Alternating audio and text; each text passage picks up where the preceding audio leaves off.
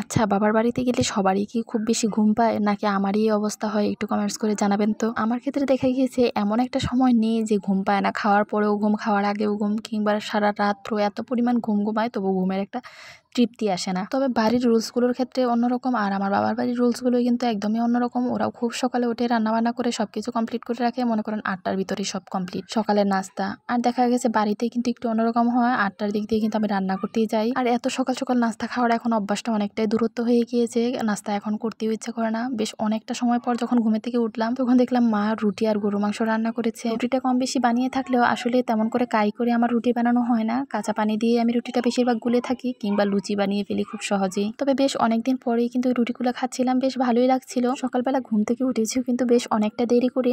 তারপর কিন্তু খাওয়ার পরে আমি আবার ঘুম, কোথায় থেকে আসলে ঘুম আসে আমি একদমই বুঝি না। মা সবসময় বলে যে এত ঘুম কেন ঘুমাচ্ছিস, এত ঘুম কেন ঘুমাচ্ছিস। ও তো প্রায় টেনশনেই থাকে, হয়তো আমি শ্বশুরবাড়িতে ঘুমাই না বা এরকম কিছু একটা টেনশন করে। কিন্তু বললাম একদমই না, শ্বশুরবাড়িতেও অপর্যাপ্ত পরিমাণে ঘুমাই, কিন্তু এখানে আসলে কেনই জানি অনেক পরিমাণে ঘুম চলে আসে। নাস্তা খাওয়ার পর 10টার দিক দিয়ে আবার যে ঘুম দিয়েছি, সেই দুপুরবেলা উঠেছি, উঠে দেখি মা রান্না বান্না একদম সব কমপ্লিট করে রেখেছে। আসলে বাবার বাড়িতে গেলে নিশ্চিন্ত মনে ঘুমানো যায়, এটাই হয়তো বা ঘুমের বিশেষত্ব। কারণ বাড়িতে থাকলে একটা ঠান্ডাই থাকে, বাচ্চারা কি করছে কিংবা জিনিসপত্র বা কোনো কিছু অগোছালো হয়ে গেল কিনা, কি কোনো কিছু নষ্ট হলো কিনা, এই চিন্তাধারায় ফ্রেশ কিন্তু একটা ঘুম আসে না। কিন্তু এইখানে আমার বাচ্চা কাচ্চার খাওয়া দাওয়া কিংবা গোসল কোনো চিন্তাই নেই, সবকিছু বাবার বাড়ির লোকেরাই সামলিয়ে নিচ্ছে। শুধুমাত্র আমাকে খাবার দাবারের সময় ডাকা হচ্ছে। আলহামদুলিল্লাহ এখনো পর্যন্ত সবকিছু ঠিকঠাক আছে, বাকিটা সময় কি হয় জানি না। ঘুমের জন্য একদমই চোখে কিছুই দেখতে পাচ্ছি না। এমনিতেই আমি অনেক বেশি অলস, কিন্তু বাবার বাড়িতে আসলে আরো বেশি অলস হয়ে যায়। আমি এখন কিন্তু ঠিকঠাক মতো ভিডিওগুলো আপলোড করতে পারছি না। গল্প গুজব, খাওয়া দাওয়া আর ঘুম, এইসব নিয়েই কিন্তু দিনগুলো কাটাচ্ছি। এই সুখগুলো খুব বেশি একটা লং লাস্টিং হয় না। আগের সময়টা দেখা গেছে বাচ্চা ছোট ছিল কিংবা স্কুলে ভর্তি করার আগ পর্যন্ত